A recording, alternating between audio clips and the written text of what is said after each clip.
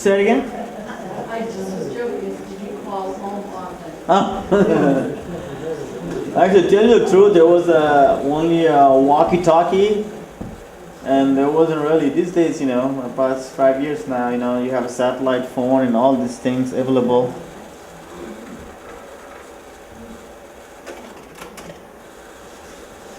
So now, from after the crevasse, after that, ladder part, so you establish Camp 1, and after Camp 1, this type of climbing you would have, now time for you to bring your oxygen bottle up. So Donald's oxygen bottle is a little bit smaller than this, I know. But these days you can get smaller one, a little bit smaller. Those are all the oxygen bottles we had to bring to the Camp 4.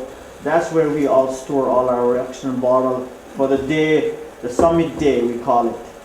Once you establish that, once you store there, then you're gonna climbing leader would say, okay, this is the day we're gonna make our beat on Everest, on top. And so you go there and take your oxygen bottle with you when you go to the summit. So until 26,000 feet, until Camp 4, or it can be Camp 5 sometime, you do not use oxygen. And there are only few people would use oxygen before then. Otherwise, you start using oxygen for your only summit beat. That's when you actually really need. Behind him is what? Are those other people? Well, there's more people back there, all of us here.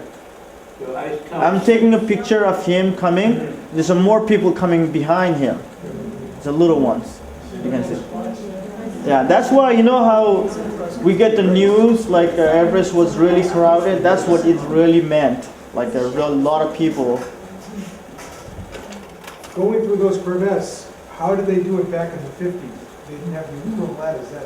Yeah, that's something we all have to read and find out. Because all these different types of material, different types of shoes, and all these things, it wasn't introduced in those days. So leather boots and things like that, they survived and they did it. It was really difficult, but they did it. So anyone who would read all those books would have better knowledge than I would have. So earlier Doug asked me, what do you do? So you really have to wait so many days, sometimes weeks, to wait for the right weather to go to the summit. It's a lot of waiting time. So there's a lot of waiting time, and sometimes the climbers will come down and go to different villages down because they can get a little bit more oxygen there. It's a better oxygen, thinner than up there on a base camp. So they come down. And sometime, this particular expedition, I had a few other people, I told you earlier, came along with us. They didn't have a permit to climb Mount Everest, but they had a permit to climb mountains around here. So I took them around. So I'm right there. They were just practicing, ice climbing right around there. So once we set up and we said, okay, we're gonna go and climb some mountains. So we were just practicing here, everybody. And we said, okay, we're gonna go and climb this and that mountain. So that's, we took off the base camp and we went to another base camp. We have to establish another base camp to climb another mountain. It's not like a day trip to go to other mountains. As I said earlier, from that village to get to the base camp of the other mountains, Kwangde, was a day and a half. Same thing here. To get to this base of this mountains, advanced base camp, we call it. It was close to 2.5 days. And we sorted out all our gear and we are ready to get up and go. And earlier, like I said, we start bright and early, like 1 o'clock in the morning or 2 o'clock in the morning, and we leave the camp and we are on our way. So at this point, I'm a lead climber, which means so I bring them because I have gone to this mountain before. So I will be showing them how to get to the top. So I'm waiting right now. That's a rope right in front of me. I'm waiting for the more ropes because you have rope behind you. I used some type of ice screws to keep the rope, not to slide down. So people would just follow me along the way all the way to the summit. And sometime, when rope gets to the point that just no more rope for me to go further, then I wait there. And all the climbers would get to that point, and I keep going. So basically, that's a climbing leader's job. So that's what I was doing for this particular mountain.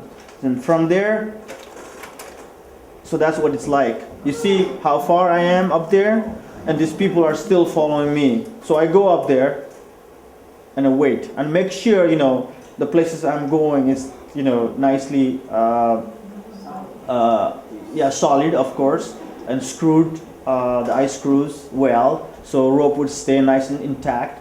So they would just follow me all the way. And once they get to that point, and I will just continue going.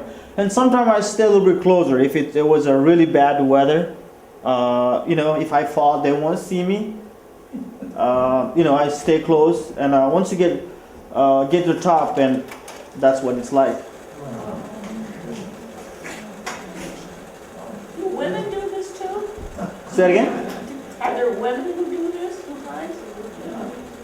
Do you see many Oh, women? Women, are there? Oh yeah, woman, man. Oh yeah, we have a record of this kid, 15 years old, climbed Mount Everest. I mean, there's so many different records. People from all different ages, different, female, male, they all do. How high is that? This is 21,000 feet. Yeah, close to 22,000 feet.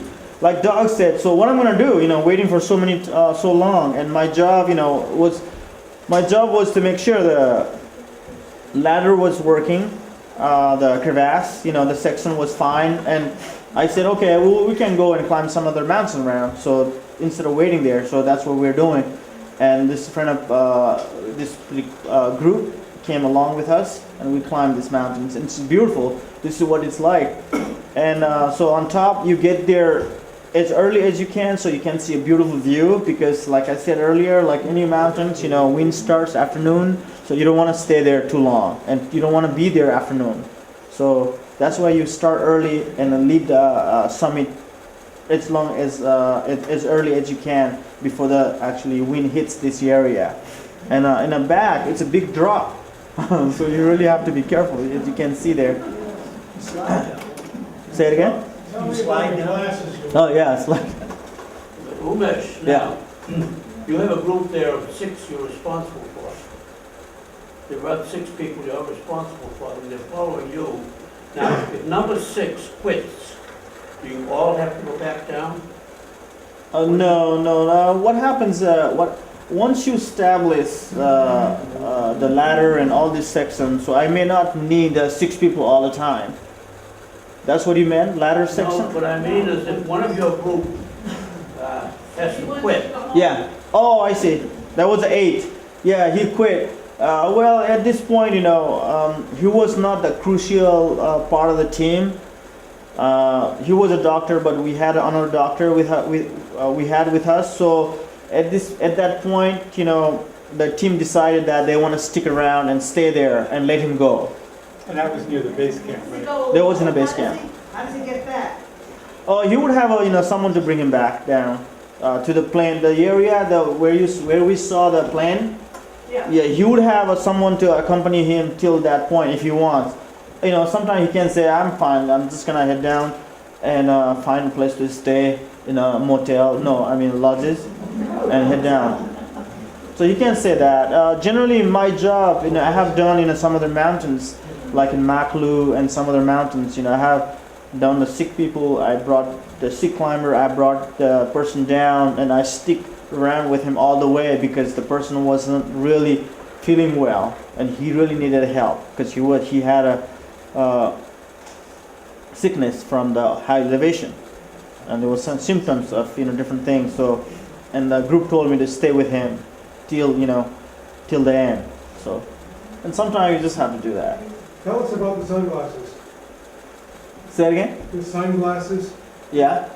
what are they like and Oh, that was just like your regular, the one I'm wearing, that UVX, that's, the one you would wear on a ski area, I think. Nothing special. I mean, it's the same, the white snow, it's the same, same thing you need to protect, like anywhere. So while I was gone, these people had already summited Mount Everest and they already came down from the mountains, and this base camp, and basically, you burn some of the stuff that you can burn, so you don't have to carry everything down. And it's also mandatory for you to not to leave your trash behind. So that's what they're doing. If there's any trash you can bring down, you would bring down, and all the metals and things like that. But anything you can, burn, and some of those stuff, it's allowed to burn. You can burn there. You have a certain time, certain permit to do that. You mentioned there were 8 people that didn't have a permit, Oh, they went to climb other mountains around. but who was gonna stop them? Are there cops up there? Oh, that's a good question. You have a legend officer. What's the, Every expedition would have a legend officer from the government. oh, They would come along with you, and you have to give them a one tent, and he would or she would stay inside the tent and talk to you and tell you about the things around, what you can do, what you cannot do. Yeah, and if you as a leader, and if you let your climbers go and climb the mountains, the permit you don't have, he would make a note, and next time you go and ask for a permit, you're not gonna get it. You may get you may not get a permit from some other mountains too, because you are not following the rules, and that rules apply to some other